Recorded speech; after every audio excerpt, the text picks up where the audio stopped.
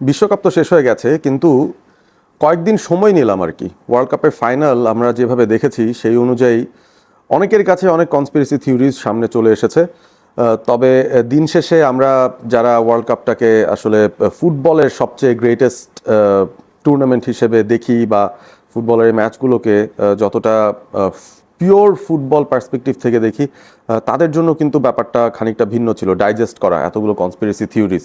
So আমিও সাধারণত যখন ক্লাব ফুটবল হয় আমি সেই ব্যাপারগুলো নিয়ে ব্যান্টার করি, অনেক ধরনের বায়াসনেস দেখাই।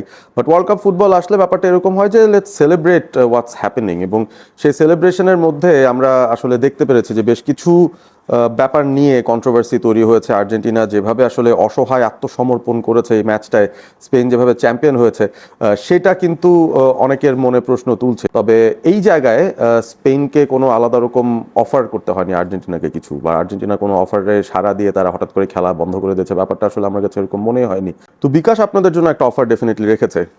দেশ জুড়ে 45,000-এরও বেশি দোকানে আপনাদের জন্য 10,000 টাকারও ওপরে পেমেন্ট অফার রয়েছে। সুতরাং পেমেন্ট মানেই বিকাশ, এই ব্যাপারটা আপনারা কিন্তু জেনে গেছেন ইতিমধ্যেই, এবং আপনারা বিকাশে পেমেন্ট করে এই অফারগুলো গ্রহণ করতে পারেন। অফারটা কিন্তু আর্জেন্টিনা গ্রহণ করেনি, আই ডোন্ট অ্যাকসেপ্ট দ্যাট। এই এক্সপ্লেনেশন, এই কনস্পিরেসি থিওরি অন্তত আমি মানছি না সেই জায়গাটায়। এবং সবচেয়ে বড় যে প্রশ্নটা তুলছে সেটা হচ্ছে ওই রড্রির ব্যালন্ডিওর, ইনফ্যাক্ট ব্যালন্ডিওর তো না, রড্রি পেয়েছেন হচ্ছে গোল্ডেন বল, সরি ব্যালন্ডিওরও পেয়ে যেতে পারেন, এবার বলা যায় না, he is in a very good position to do that. But যাই হোক, রড্রি যখন গোল্ডেন বলটা পেয়েছেন সেটা নিয়েও একটা আলাদা কনফিউশন তৈরি হয়েছে। লাউতারো মার্টিনেজ কেন নামেননি পুরো ম্যাচে, সেটা নিয়ে কনফিউশন তৈরি হয়েছে। মেসির ফ্যামিলি মেম্বাররা কোথায় ছিলেন, আর্জেন্টাইন লেজেন্ডসরা কোথায় ছিলেন ফাইনালের দিন, সেই বিষয়গুলো নিয়ে একটা ডেফিনেটলি কন্ট্রোভার্সি তৈরি হয়েছে। এবং ম্যাচের ভেতরে বলি, ম্যাচের পরের কিছু ঘটনা বলি, সব কিছুর মধ্যেই কেমন যেন একটা বৈরী ভাব, বা আর্জেন্টিনার যে স্বভাবজত ব্যাপারটা থাকে, তারা ফুটবলের মাঠে অন্তত লড়াইটা করে, সেই লড়াইটা তারা বাইরে করেছে, ওই জায়গাটার মধ্যেই আসলে কনফিউশনটা তৈরি হয়। বাট দিন শেষে একটা পিওর ফুটবল ম্যাচ পার্সপেক্টিভ থেকে যদি দেখি, ফাইনালটা was very much one sided, এবং সেই জায়গাটায় স্পেন আই থিঙ্ক ডিজার্ভ করে চ্যাম্পিয়ন হওয়া, সেটা আর্জেন্টাইন ফ্যান্স যারা রয়েছেন তারাও স্বীকার করবেন। এবং আমি আমার যে অল্টার ইগো আছে, অল স্পোর্ট এবিপি, সে আজকে নেই সাথে, তার সঙ্গে কথা বলছিলাম, সেও আসলে একই একটা কথাই বললো আর কি, যে we can agree on maybe something, যে Spain was the deserving champion. এবং মজার যে বিষয় সেটা হচ্ছে যে ড্রিম কাপ উইথ হামজা যে ক্যাম্পেইনটা চলছিল, হামজা চৌধুরী আমাদের ন্যাশনাল টিমের প্রাইড, আমাদের আইকন, আমাদের হিরো, তিনি কিন্তু বলেছিলেন যে আর্জেন্টিনা ফাইনালে যাবে, এবং তারা গিয়েছে। এবং সেই প্রসেসটা অনেক পেইনফুল প্রসেস ছিল।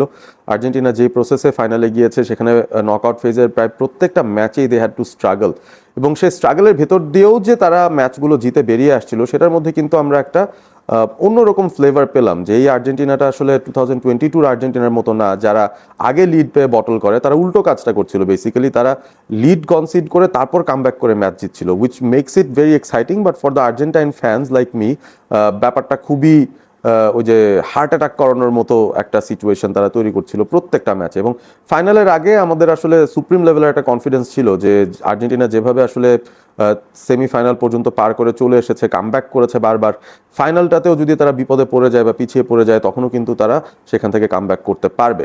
বাট একটা পার্টিকুলার মোমেন্ট সেই ম্যাচটার আপনাদের মনে থাকার কথা, সেখানে আর্জেন্টিনা অলরেডি 1-0 গোলে পিছিয়ে ছিল, এবং out of all the people Ferran Torres, তিনি গোলটা দিয়ে তিনি কিন্তু লিড দিয়ে দিয়েছিলেন স্পেনকে।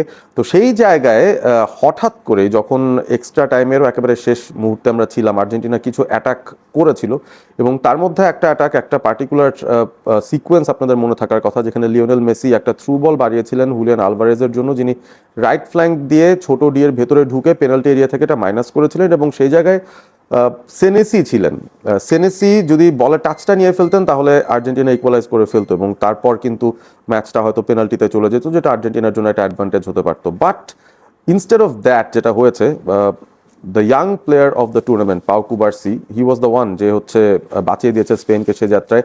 এমন একটা ট্যাকেল দিয়েছে, for me that is basically the tackle of the tournament, যেটা দিয়ে সে বেসিক্যালি স্পেনকে ওই 1-0 লিডটা ধরে রাখতে হেল্প করেছে, এবং পরবর্তীতে স্পেন তো চ্যাম্পিয়ন হয়েই গেল। So that was probably the tackle যেটা স্পেনকে এই ট্রফিটা তুলে দিয়েছে। Argentina could not go till the penalties, তারা ওই সিচুয়েশন পর্যন্তই যেতে পারে নাই। সো এই সিচুয়েশনে স্পেনকে আমরা ডেফিনেটলি বলতেই পারি দে আর ডিজার্ভিং চ্যাম্পিয়ন্স।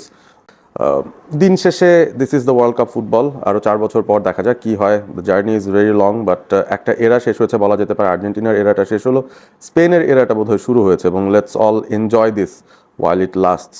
লিওনেল মেসি তো এখনও রিটায়ারমেন্টের ঘোষণা দেননি, সো আমাদের এখনও আফসোস করার তেমন কিছু নেই। আর লেটস হোপ সামনে বেটার ডেজ আসতে চলেছে আসলে আর্জেন্টিনার জন্য। তারা আবারও সাকসেসের ট্রেলে ফিরে আসবে এই আশাই করছি। আপনারা কমেন্ট করে জানিয়ে দিন কোন কনস্পিরেসি থিওরিটা আপনাদের কাছে সবচেয়ে কনভিন্সিং মনে হয়েছে।